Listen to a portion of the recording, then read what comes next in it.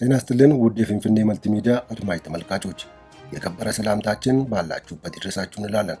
እንደሚታወቀው በተለያዩ የኦሮሚያ አካባቢዎች ሰሞኑን በተደጋጋሚ ከአየር ላይ በሰው አልባ በራሪ ወይም ድሮን ከሰማይ በሚፈጸሙ ጥቃቶች የብዙ ንጹሃንን ሕይወት መቅጠፉና ብዙሃኑ ደግሞ ለከባድና ቀላል የአካል ጉዳት መዳረጋቸው ይዘገባል። ከየስፍራዎቹ ያገኘናቸው መረጃዎችን አጠናቅረናል የምንነግራችሁ ይሆናል። እስከ ፍጻሜው አብራችሁን ቆዩ።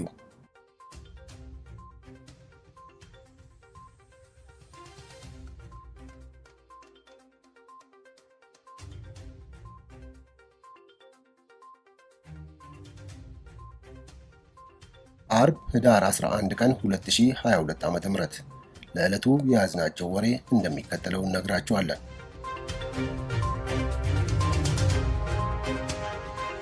በምዕራብ ኦሮሚያ በተፈጸመ የአየር ጥቃት ሰላማዊ ሰዎች መገደላቸውን ነዋሪዎች ተናገሩ። ራሱን የኦሮሞ ነጻነት ጦር ብሎ የሚጠራው ቡድን ተቆጣጥሮ ይገኝባታል በተባለችው መንዲ ከተማ በተፈጸመ የአየር ጥቃት ሰላማዊ ሰዎች መገደላቸውን ነዋሪዎች ለፊንፊኔ መልቲሚዲያ ተናገሩ። ባሳለፍነው ረቡዕ ጥቅምት 30 ቀን 2015 ዓ.ም 8 ሰዓት አካባቢ በነበረው የአየር ጥቃት አንዱ ኢላማ የነበረው የታጣቂዎች ተሽከርካሪ ቢሆንም በጥቃቱ ሕይወታቸውን ያጡት ግን አብዛኛዎቹ ሰላማዊ ሰዎች መሆናቸውን ፊንፊኔ መልቲሚዲያ ያነጋገራቸው የከተማዋ ነዋሪዎች ገልጸዋል። በኦሮሚያ ክልል በምዕራብ ወለጋ የምትገኘው መንዲ ከተማ ባለፉት ቀናት በታጣቂዎች ቁጥጥር ስር የቆየች ሲሆን አሁን ላይ የመንግስት ጦር ወደ ከተማዋ ዘልቆ መግባቱን ያነጋገርናቸው የከተማዋ ነዋሪዎች ገልጸዋል። ረቡዕ ዕለት የአየር ጥቃቶቹ ሲፈጸሙ ራሱን የኦሮሞ ነጻነት ሰራዊት ብሎ የሚጠራውና መንግስት ሸኔ ብሎ የሚጠራቸው የታጣቂ ቡድኑ አባላት በከተማዋ ነበሩም ተብሏል። ባሳለፍነው ረቡዕ በነበሩት የአየር ጥቃቶች ወደ 20 የሚጠጉ ሰላማዊ ሰዎች ሳይሞቱ እንደማይቀር ፊንፊኔ መልቲሚዲያ ያነጋገራቸው ነዋሪዎች ተናግረዋል።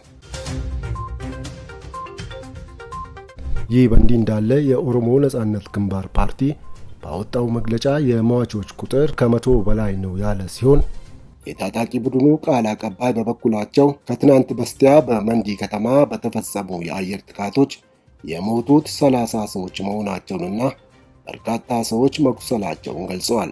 ቃል አቀባዩ ኦዳ ተርቢ በታጣቂ ቡድን አባላቶች ላይ የደረሰ ጉዳት ስለመኖሩ ያሉት ነገር የለም። የአየር ጥቃቱን በተመለከተ እስካሁን ከመንግስት በኩል የተባለ ነገር የለም።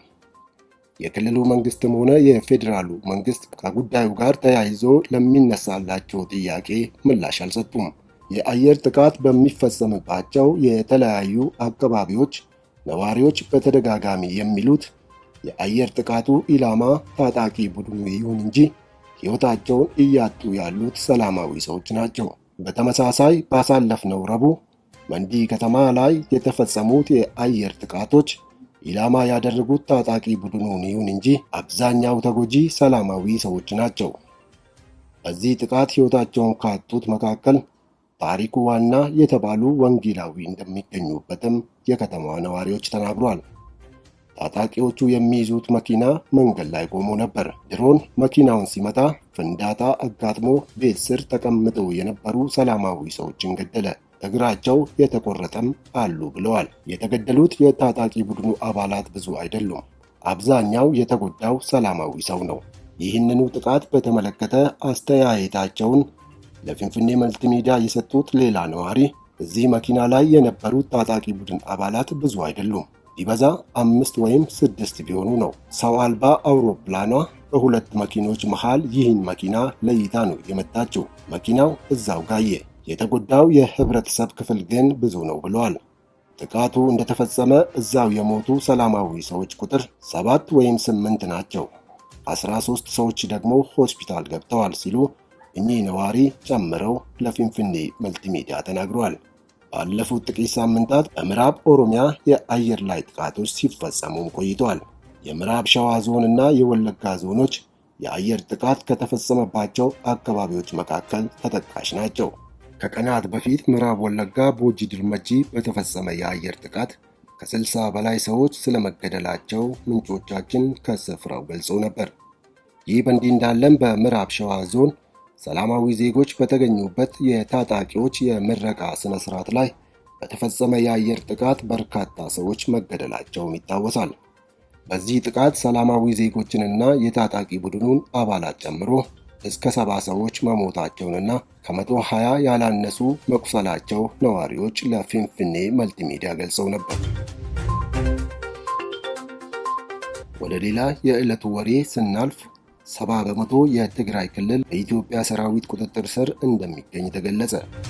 70 በመቶ የትግራይ አካባቢ በኢትዮጵያ ሰራዊት ቁጥጥር ስር ሆኖ እርዳታ እየቀረበ መሆኑ የፌዴራሉ መንግስት ከፍተኛ ባለስልጣን ገለጹ። የጠቅላይ ሚኒስትር አብይ አህመድ የብሔራዊ ደህንነት አማካሪና የተደራዳሪ ቡድኑ አባል አምባሳደር ሬድዋን ሁሴን ከትግራይ ቆዳ ስፋት 70 በመቶ ያህሉ በፌዴራል መንግስቱ ቁጥጥር ስር መሆኑን በትዊተር ገጻቸው ላይ አስፍረዋል። አምባሳደር ሬድዋን ሁሴን ጨምረውም በመንግስት ኃይሎች ቁጥጥር ስር በሚገኙት የትግራይ አካባቢዎች የሰብአዊ እርዳታና መድኃኒት እየቀረበ ነውም ብለዋል። በአገር መከላከያ ሰራዊት ቁጥጥር ስር ባልሆኑ አካባቢዎች ጭምር በአሁኑ ወቅት በትግራይ ክልል ውስጥ ከየትኛውም ጊዜ በላይ እርዳታ እየቀረበ ነው ብለዋል። አምባሳደር ሬድዋን ይህን ይበሉ እንጂ ትናንት የዓለም ጤና ድርጅት ዋና ዳይሬክተር በኢትዮጵያ መንግስትና በህወሓት መካከል ግጭት ለማቆም ስምምነት ቢደረስም ወደ ትግራይ ምግብም ሆነ መድኃኒት እየገባ አይደለም ብለው ነበር። የዓለም ጤና ድርጅት ዋና ዳይሬክተሩ ዶክተር ቴድሮስ አዳኖም እንዳሉት ምንም ነገር እየገባ አይደለም። የግጭት ማቆም ስምምነቱን ተከትሎ ወዲያውኑ ምግብና መድኃኒት ወደ ክልሉ ይገባል ብዬ እየጠበቅኩ ነበር። ይህ ሁኔታ ግን እየታየ አይደለም ብለዋል። ዶክተር ቴድሮስ አክለውም በትግራይ ክልል ውስጥ ሰዎች በረሃብና በሕክምና ሊድኑ በሚችሉ በሽታዎች ምክንያት እየሞቱ ነው ብለዋል። አምባሳደር ሬድዋን ሁሴን በበኩላቸው መድኃኒትና ምግብ የጫኑ ተሽከርካሪዎች ሽሬ ከተማ መድረሳቸውን ተናግረዋል። ምግብ የጫኑ 35 እና መድኃኒት የጫኑ 3 ተሽከርካሪዎች ሽሬ ከተማ ደርሰዋል። በረራዎች ተፈቅደዋል ሲሉ በትዊተር ገጻቸው ላይ ጽፈዋል። ከሰብአዊ እርዳታ አቅርቦቱ በተጨማሪ የመሰረታዊ አገልግሎቶች ዳግም የማስጀመር ሥራ እየተሰራ እንደሆነም ገልጸዋል። መሰረታዊ አገልግሎቶች እየተቀጠሉ ነው ያሉት አምባሳደሩ የፌዴራል መንግስቱና የህወሓት በዘላቂነት ግጭት ለማቆም የደረሱት ስምምነት አገልግሎቶችን እንዲጀመሩ መልካም አጋጣሚን የሚፈጥር መሆኑን ጨምረው ገልጸዋል። ከቀናት በፊት የፌዴራሉ መንግስትና ህወሓት ለ2 ዓመታት ተካሂዶ ከፍተኛ ሰብአዊና ቁሳዊ ኪሳራ ያደረሰውን ጦርነት ለመቋጨት የሰላም ስምምነት ማድረጋቸው ይታወሳል። በዚህ ስምምነት መሰረት ህወሓት ትጥቅ ለመፍታት የተስማማ ሲሆን የኢትዮጵያ መንግስት በበኩሉ የሰብአዊ እርዳታ የማድረስና መሰረታዊ አገልግሎቶችን የማስጀመር ኃላፊነት ተጥሎበታል። ይህ ዜና እስከተጠናቀረበት ድረስ ሁለቱ አካላት በስምምነታቸው መሰረት ህወሓት ትጥቅ የሚፈታበትን ሁኔታ ዝርዝር ለመነጋገር የሀገር መከላከያና የትግራይ ኃይሎች ከፍተኛ የጦር መኮንኖች በኬንያ መዲና ናይሮቢ እየመከሩ ይገኛሉ። ሁለቱ ወገኖች ባለፉት 5 ቀናት ሲያደርጉት የነበረው ውይይት ዛሬ አርብ ማለትም ህዳር 2 ቀን 2015 ዓ.ም ያጠናቅቃሉ ተብሎም ይጠበቃል። 2 ዓመት በሞላው ጦርነት በተለይ ወደ ትግራይ ክልል የሚገባው የእርዳታ አቅርቦት በተለያዩ ጊዜያት ሲጀመርና ሲቋረጥ መቆየቱም ይታወቃል።